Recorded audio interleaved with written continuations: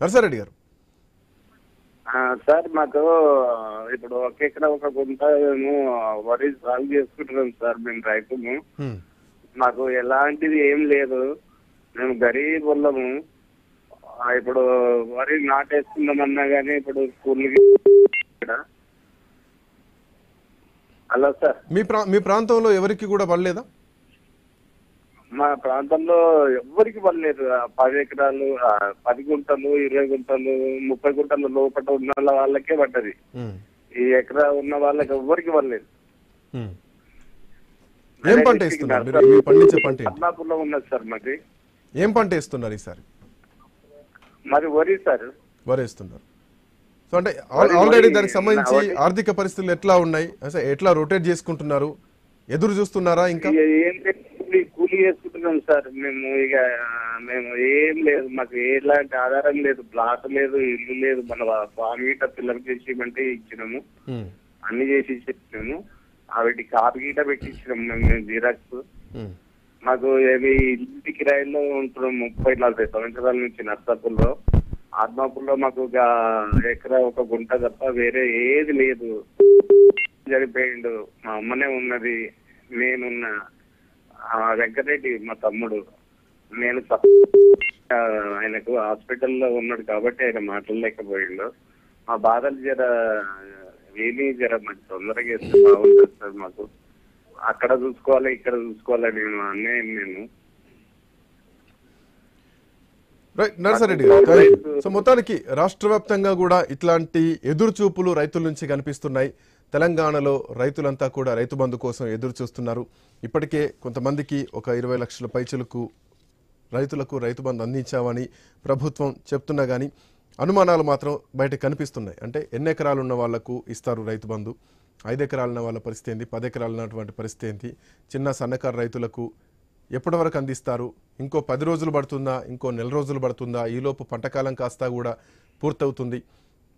So తొందరగా ఇమీడియట్గా రైతులకు రైతు బంధు అందించాల్సినటువంటి అవసరం ఉంది. లేదంటే అప్పుల పాలు మళ్ళీ కావాల్సినటువంటి అవసరం ఉంది. గతంలో చేసినటువంటి అప్పులే ఇంకా రైతులకు గుదిబండలాగా ఉన్నటువంటి పరిస్థితి. రైతులకు రుణమాఫీ కూడా అందించాల్సినటువంటి అవసరం ఉంది ప్రభుత్వం ఇచ్చినటువంటి హామీ మేరకే. సో అటు రైతు రుణమాఫీ ఒక ఎత్తు అయితే, ఇప్పుడు రైతు బంధు ఇమీడియట్గా రైతులకు పెట్టుబడి సహాయం కింద అందించాల్సినటువంటి అవసరం ఉంది. అందరి దగ్గర డబ్బులు ఉండవు. అందరూ వెంటనే ఇళ్లల్లో ఇనుపెట్టల్లో డబ్బులు పెట్టుకొని ఉండరు. సో వెంటనే ఆ ఊర్లో ఏ పెద్ద మనుషులు అడిగినా ఒకరికి ఇవ్వచ్చు, ఒకరికి ఇవ్వకపోవచ్చు. అందరి ఆర్థిక పరిస్థితి తెలంగాణలో అంతంత మాత్రంగానే ఉంటుంది. రైతుల పరిస్థితి కానీ, లేదంటే మధ్యతరగతి కుటుంబాల పరిస్థితి కానీ.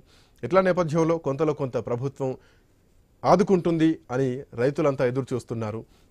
ఇప్పటికే నాట్లేస్తున్నటువంటి పరిస్థితి. మరొక వైపు పత్తి పంట కూడా చాలా వరకు గులాబీ పూత, అంటే గులాబీ పురుగులు చేరి పత్తి పంట కూడా నాశనం అవుతున్నటువంటి పరిస్థితిలో ఆ పంటను తీసేసి మళ్ళీ అక్కడ వరి నాట్లు వేసుకోవాల్సినటువంటి అవసరం. అటు ఆ పత్తి నష్టం, ఇటు మళ్ళీ వరికి పెట్టుబడులు అందించాల్సినటువంటి అవసరం వెరసి తెలంగాణలో రైతులు మళ్ళీ అప్పుల కోసం తిరగాల్సినటువంటి పరిస్థితులు ఏవైనా వస్తున్నాయా, మళ్ళీ అప్పుల పాలు ఏమైనా అవుతోందా అన్నటువంటి అనుమానం, భయం తెలంగాణ రైతుల్లో కనిపిస్తోంది. ఉదయం నుంచి కూడా రైతులంతా ఐన్యూస్ స్టూడియోకి కాల్ చేస్తూనే ఉన్నారు. సో వాళ్ళ సమస్యల్ని ప్రభుత్వం దృష్టికి చేరేయాలన్న ఉద్దేశంతో మాత్రమే ఐన్యూస్ ఈరోజు ప్రధానంగా ఈ చర్చా కార్యక్రమాన్ని తీసుకోవడం జరిగింది. నెల రోజుల ప్రభుత్వం ఖచ్చితంగా, అఫ్కోర్స్ నెల రోజులే అయ్యింది కాబట్టి, సో ఈ నెల రోజుల ప్రభుత్వంలో గత పాలనకు ఈ పాలనకు ఖచ్చితంగా వేరియేషన్ ఉంటుంది ఖచ్చితంగా. ఎందుకంటే గతంలో ఒక ముఖ్యమంత్రిని కలవాలంటే కూడా కలిసే పరిస్థితి లేనటువంటి క్రమంలో ఈసారి ముఖ్యమంత్రిని, మంత్రుల్ని, ఎమ్మెల్యేలను కూడా ప్రజలు నేరుగా కలుసుకునేటువంటి అవకాశం ఈసారి ప్రభుత్వంలో కనిపిస్తోంది. బట్ ఇట్లా నేపథ్యంలో ఈ చిన్నవి ఏవైతే ఉన్నాయో, రైతు బంధు విషయమే కానీ, రైతు రుణమాఫీలు ఏవి కానీ, ఈ పెద్ద భారీ బడ్జెట్లతో ప్రభుత్వానికి నష్టం చేకూరే కావు, అడ్జస్ట్ చేయలేనటువంటి అంశాలు కూడా కావు. బట్ ఇమీడియట్గా రైతులకు ఒక భరోసా ఇవ్వాల్సినటువంటి అవసరం మాత్రం ఉంది. రైట్, మనతో పాటు ఒక రైతు మహేష్ ఫోన్ లైన్లో అందుబాటులో ఉన్నారు. మహేష్, ఎక్కడి నుంచి మాట్లాడుతున్నారు? హాయ్ సార్, కల్వకుర్తి నియోజకవర్గం, కడతాల్ మా మండలం. చెప్పండి మహేష్, ఏం చెప్దాం అనుకుంటున్నారు ప్రభుత్వానికి? ప్రభుత్వానికి చెప్పాల్సింది ఏంటంటే, కొంచెం రైతులకి మేలు జరుగుతుందని కాంగ్రెస్ పార్టీ నుంచి ఒక రైతులు అనుకున్నారు. గతంలో వైఎస్ఆర్ ఉన్నప్పుడు రైతులకు మేలు జరుగుతుందని చెప్పి ఓట్లు వేసారు. ఇప్పుడు ఈ విధంగా కేసీఆర్ సార్ ని ఓడగట్టిన కారణం ఈ విధంగా రైతులకు కాంగ్రెస్ అని అనుకునే ఓటు వేసారు. గత రేవంత్ రెడ్డి గారు సీఎం కాక ముందు జనవరి 9లో మీరు తీసుకోండి, మీరు ఇప్పుడు జనవరి 9 రాగానే మాఫీ చేస్తాను రేవంత్ రెడ్డి ఇవాళ ముఖ్యమంత్రి అయినాక అది రుణమాఫీ చేయకుంటే రైతులు చచ్చిపోవాలా బతకాలా? ఏం చేయాలనుకుంటున్నారు సార్? అట్లా నేను ముఖ్యమంత్రికి తెలుపుతున్నా ఏంటంటే రైతులకు మీకేమైనా అనుమానం ఉందా? లేదు ఖచ్చితంగా లేట్ అయినా గానీ వస్తుందిలే అన్నటువంటి భరోసా ఏమైనా ఉందా? వస్తుందని అయితే భరోసా లేదు సార్.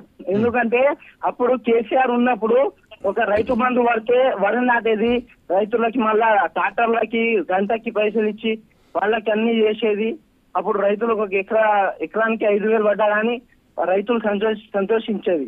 కానీ ఇప్పుడైతే అట్లా లేదు సార్. 2 నెలల నుంచి ఇప్పుడు పడతాదనే భరోసా అయితే లేదు.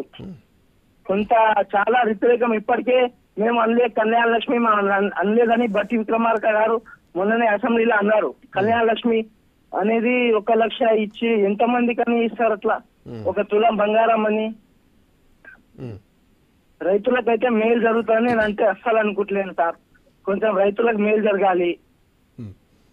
చాలా మంది మీ అంశం ప్రభుత్వం వింటుంది, వినాలనే కోరుకుందాం. ఐన్యూస్ కూడా రైతుల పక్షాన నిల్చొని ఈరోజు ప్రభుత్వానికి సూచనప్రాయంగా అంటే రైతుల కష్టాల్ని తెలియజేయాల్సినటువంటి ఉద్దేశంతో ఒక ప్రత్యేకమైన చర్చా కార్యక్రమం తీసుకురావడం జరిగింది. ఉదయం నుంచి కూడా ఈ లైవ్ నడుస్తూనే ఉంది. నందరెడ్డి గారు మనతో పాటు భారతీయ జనతా పార్టీ నాయకులు అందుబాటులో ఉన్నారు. నందరెడ్డి గారు, గుడ్ ఆఫ్టర్నూన్.